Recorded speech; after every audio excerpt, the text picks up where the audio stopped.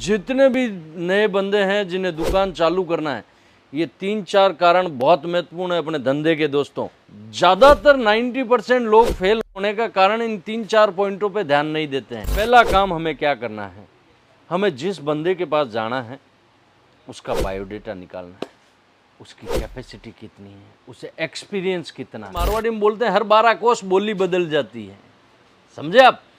हर 12 कोस बोली बदल जाती है, तो यहाँ का रहन सहन, स्वभाव, पहनने का तरीका, व्यवहार, बात हर राज्य में अलग अलग है। आपने देखा होगा कहीं पर भी जाओगे अलग अलग मान सम्मान। आसाम जाते हो तो गमछा देते हैं, हमारे मारवाड़ में जाते हो तो पगड़ी देते हैं, हमारे राजस्थान में ओढ़ ने राजपूती सूट अलग पहना हुआ है। हर स्टेट का अलग अलग पहना हुआ है।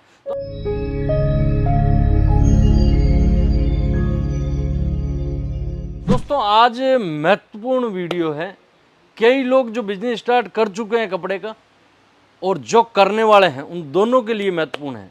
दोस्तों इस महत्वपूर्ण 3 से 4 कारण हैं जो आप बिल्कुल उस रूट का पूरा ध्यान रखोगे तो आप अपने बिजनेस में सक्सेस होने की गारंटी है।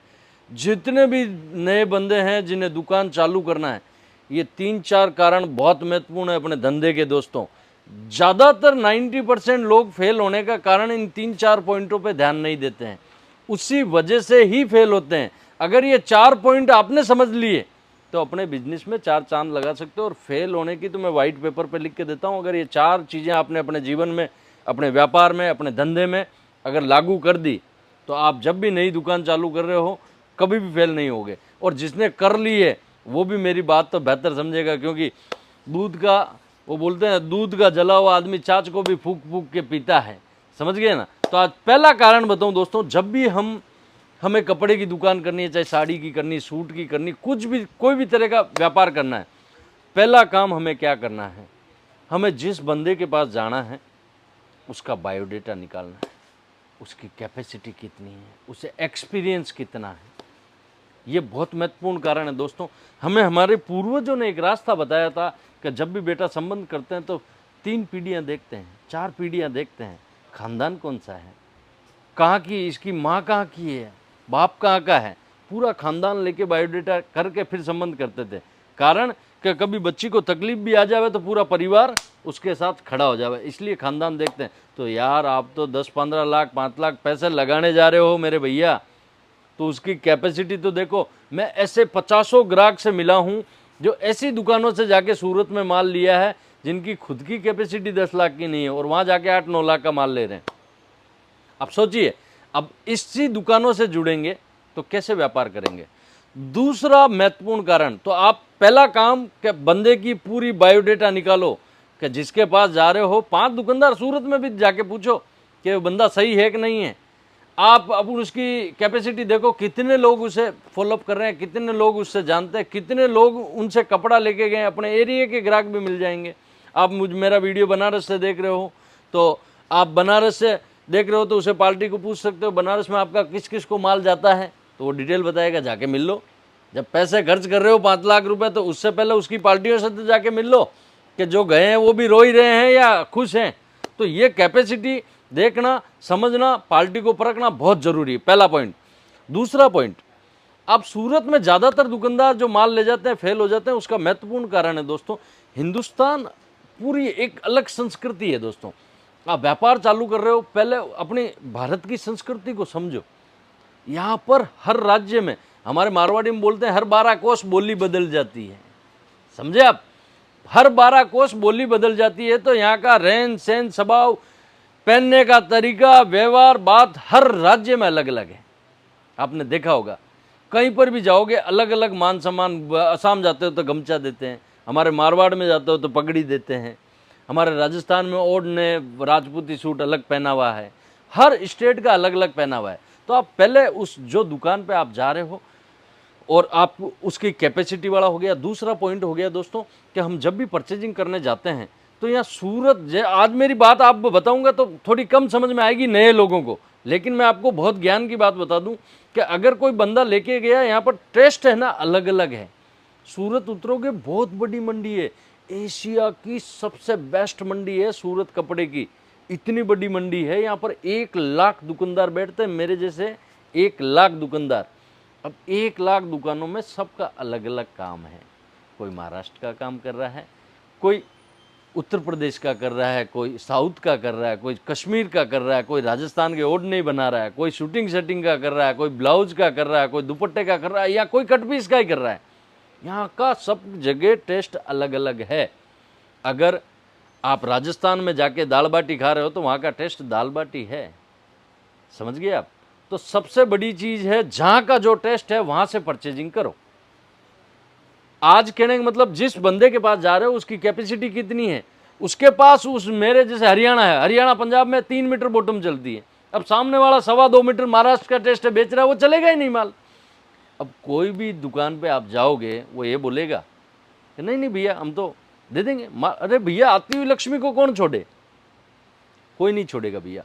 पहले आप जब भी सूरत आते हो तो 2-4 फर्में जहाँ का एड्रेस लाए हो, समझो ना उनकी कैपेसिटी कितनी, आपको पता लगेगा भैया, पता लगेगा। आप इंसान हो यार, जानवर को भी पता लग जाता है 2 दिन में कि हाँ ये मुझे रोटी देने वाला है, ये मेरा मालिक है। आप तो इंसान हो। तो दूसरी चीज़ है परचेजिंग वहाँ से करो जहाँ पे आपके राज्य का उसके पास टेस्ट है। जब तक टेस्ट नहीं है तो आपको कभी भी उस दुकान से परचेजिंग नहीं करनी चाहिए। ये चीज़ गांठ मार के रख लो, हमारा टेस्ट होगा। और आप अंतरात्मा में जाओगे ना उसकी दुकान में, 5-10 आइटम देखोगे, आपको पता लग जाएगा कि इसकी दुकान मेरा टेस्ट है कि नहीं है। फिर लोग नया आदमी होता है ऐसे ही दे जाता है, फिर दुकान में रखता है, फिर हर ग्राहक उसके पास आता है बोलता है मज़ा नहीं है, मज़ा नहीं है। अगर ऐसे दुकानदार जो नई दुकान चालू की है ऐसे आपके ग्राहक आके बोल रहे हैं तो समझ लो कि आपने हरियाणा का माल साउथ में लेके गए हो।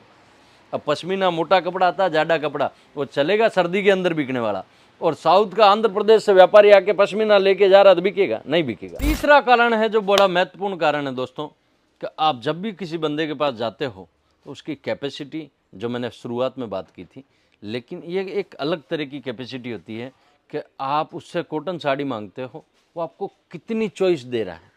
आप उससे लेगिंग्स मांग रहे हो, यहाँ पर सूरत में ऐसे कई दुकानदार बैठे हैं जहाँ आपको लेगिंग्स की 15 वैरायटी दिखा के 20,000 का ऑर्डर ले लेते हैं। सूरत में मैं ऐसे हज़ारों लोगों को जानता हूँ जो आपको सूट में कॉटन सूट मांग रहे हो और वहाँ पर 40 से 45 सैंपल दिखा के और आपसे लाख रुपए का ऑर्डर ले लेते हैं।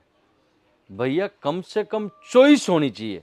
जब तक कस्टमर को चॉइस नहीं मिलती है तब तक कोई भी कस्टमर सेटिस्फेक्शन नहीं हो सकता। अगर एक रिटेल दुकान पर भी कोई ग्राहक आता है तो कम से कम 50 वैरायटी देखता है। तो आप सोचिए होलसेल में अगर आपको कोई चॉइस देवे, ऐसी दुकान चूज कर सकते हो कि आपको लेगिंग्स चाहिए 300 वैरायटी, आपको गाउन चाहिए 1000 वैरायटी। अब 1000 वैरायटी आपको देखने को मिलेगी। भैया मैं एक चीज़ का मानने वाला बंदा हूँ कि आपने कोटा देखा है तो कोटे की जितनी कैपेसिटी होगी, अगर आपने तालाब देखा है तो तालाब जितनी कैपेसिटी होगी, और अगर आपने समुद्र देखा है तो समुद्र जितनी कैपेसिटी होगी। अगर बड़े जहाज को लेके 11 माले के जहाज को लेके तालाब में चला सकते हो क्या? नहीं चल सकता।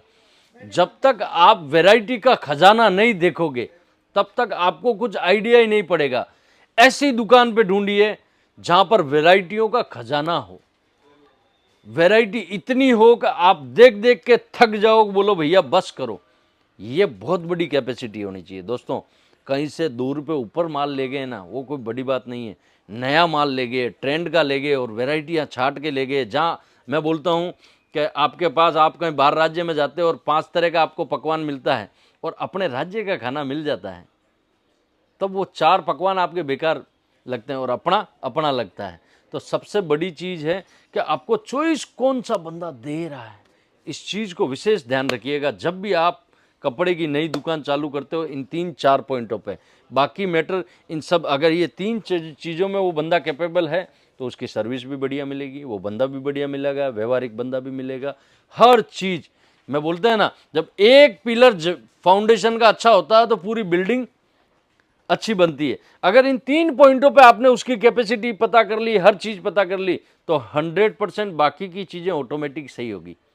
क्योंकि एक पेड़ की जड़ें अच्छी है तो ऊपर डालियाँ वगैरह सब फ्रेश ही मिलेगी, देखने की ज़रूरत नहीं है। बाकी सब चीज़ें आ जाती है, सर्विस का, वीडियो कॉलिंग का, फलाना ढीगड़ा, पार्सल कितने दिन में पहुंचा रहा है, फलाना सब चीज़ें आ गई। अगर ये 3 चीज़ें आ गई तो जब भी बिजनेस स्टार्ट कर रहे हो इन महत्वपूर्ण 3 पॉइंटों का ज़रूर ध्यान रखिएगा। ऐसे ही मैं नए सब्जेक्ट के साथ आपको मिलता रहूँगा। आपका अपना अजीत भाई। आप अपना खूब ख्याल रखें। और दोस्तों, ईश्वर ने जिसके साथ अपने माता पिता हैं उनका खूब ख्याल रखें। जिन्हें नहीं है उन्हें जाके एक बार पूछिएगा कि आपके मम्मी पापा नहीं है तो कैसा लग रहा है। तो अगर आपके पास ये सुख है तो उसका आनंद लीजिए और उनकी सेवा कीजिए। प्रणाम।